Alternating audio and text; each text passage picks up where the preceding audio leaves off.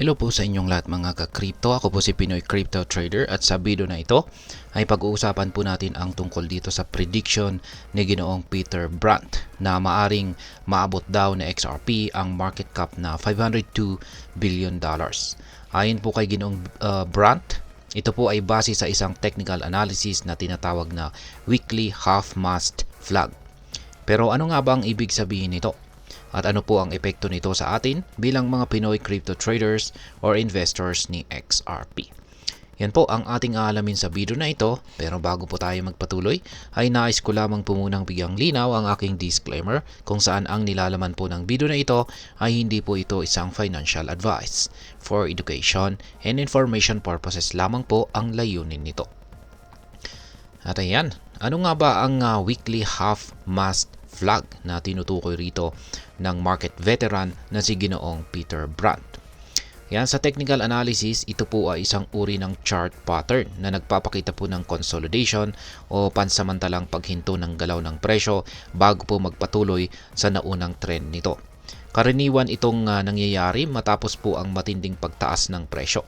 Ayon po sa analysis ni Ginoong Brandt, makikita po sa weekly chart ni XRP ang ganitong pattern. Kaya yan, meron po siyang ibinahaging chart dito ni XRP. Yan sa kanyang weekly chart time frame at plinat na rin po niya rito yung kanyang tinatawag na weekly half-mast flag pattern. Kaya yan, mula po sa all-time high nito na $165.74 billion na market cap noong December 2024, si XRP ay nag-consolidate sa mas mababang level. Ang pattern na ito ay may makitid po na trend lines na tila nagkakaroon po ng triangle formation. Ayan, nakikita po natin dito yan sa dulo ng ating bar chart dito. Yan, triangle formation. Yan, paano bumubuo po siya ng triangle formation? Kung saan ay karaniwan po itong indikasyon ng isang paparating na breakout o biglaang galaw pataas. Ngayon ay ano naman po ang nagdulot ng pagtaas ng presyo ni XRP? Ayan. Bago po natin pag-usapan ang posibleng epekto ng half-mast flag ay balikan natin kung ano ang nagdala kay XRP sa ganitong kalagayan. Nito po kasing November 2024 ay tumaas po ang presyo ng XRP mula sa presyong 0.50 or 50 cents papuntang $2.90 o katumbas po yan ng $165.74 billion na market cap.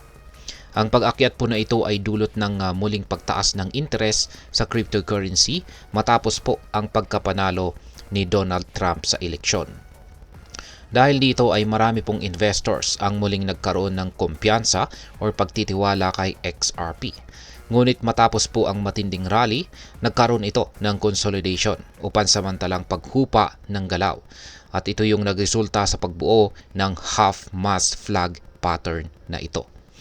Ngayon ay paano po nakakaapekto ang half-mast flag pattern sa market cap ni XRP? Ayan, ayon po kay Ginoong Brandt, kung ang half-mast flag na XRP ay magtatapos sa isang breakout, maaaring maabot nito ang $502 billion na market cap. Ito ay higit na mataas ng 200% mula sa kasalukuyang all-time high nito. Kung mangyayari po ito, ang presyo ni XRP ay maaaring umabot ng $8.74 bawat token.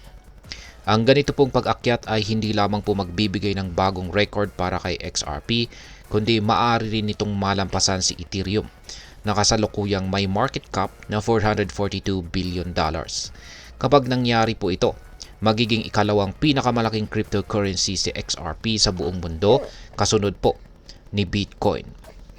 Ngayon ay meron pong mga babala si Ginoong Brandt.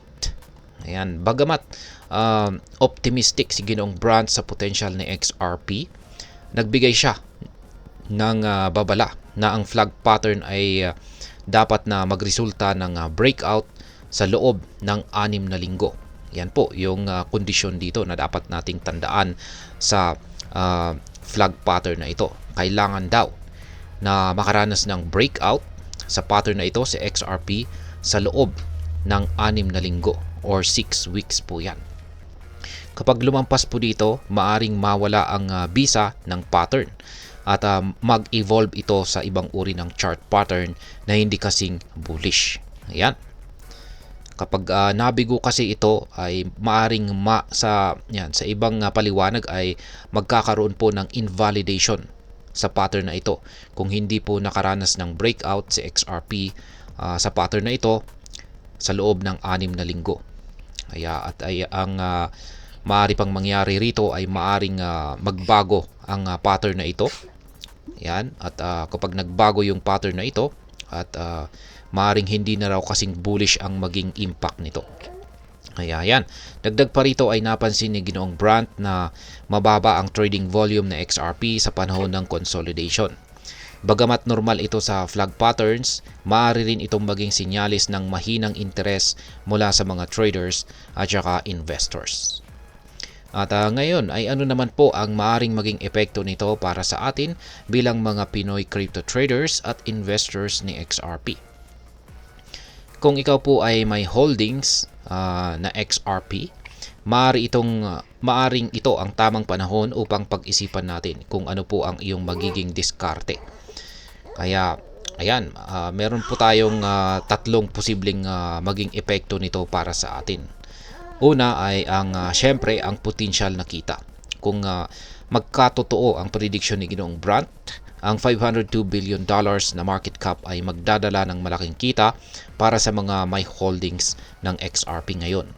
Kaya isipin mo na lang, kung meron ka pong $100 na halaga ng XRP ngayon, maaari po itong lumago ng higit sa 200% kung maabot ang target na ito. Pangalawa, ang pangalawang posibleng epekto ay mas magkakaroon po ng mas malaking interest kay XRP. Ang ganitong balita ay maaari pong magdala ng mas maraming Pilipinong investor na maging interesado kay XRP at posibleng magdulot po ito ng mas mataas na liquidity at adoption sa local market. At ang panghuli na posibleng maging epekto nito ay ang mas mataas na risk o panganib. Tandaan, ang cryptocurrency ay isang high-risk investment. Ang ganitong bullish prediction ay hindi po garantiya. Malagang gumawa po ng sariling research at maglagay lamang po ng puhunan na kaya mong mawala. Ngayon ay ano naman po ang aking masasabi tungkol dito?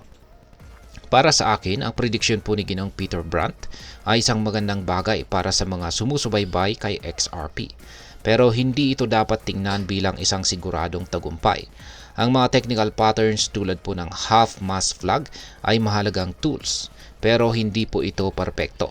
Dapat po nating tandaan na ang cryptocurrency market ay sobrang volatile at maraming bagay ang maaring magbago sa isang iglap lamang. Ang pinakamainam na gawin ay ang magpatuloy po sa pag-aaral, maging updated po sa mga balita at magplano ng maayos sa investment strategy. Sa ganitong paraan, maaari po tayong maaari po nating magamit ang potensyal na kita ng crypto nang hindi po tayo nalalagay sa alanganin o hindi po natin na ilalagay sa alanganin ang ating pinaghirapang pera. Kaya ayan po muli ang analysis para sa prediction ni Ginoong Peter Brandt tungkol kay XRP. Sa kabuuan, ang lahat ng ito ay nakadepende po sa galaw ng market at sa mga desisyon na gagawin natin bilang mga investor. At hanggang dito na lamang po tayo sa video na ito mga ka-crypto. Sana po ay inyong nagustuhan ang aking paliwanag sa video na ito. Kung inyo po itong nagustuhan, pakiclick lamang po ang like button nito. Marami pong salamat sa panonood. Ingat po tayo lagi at God bless po sa ating lahat.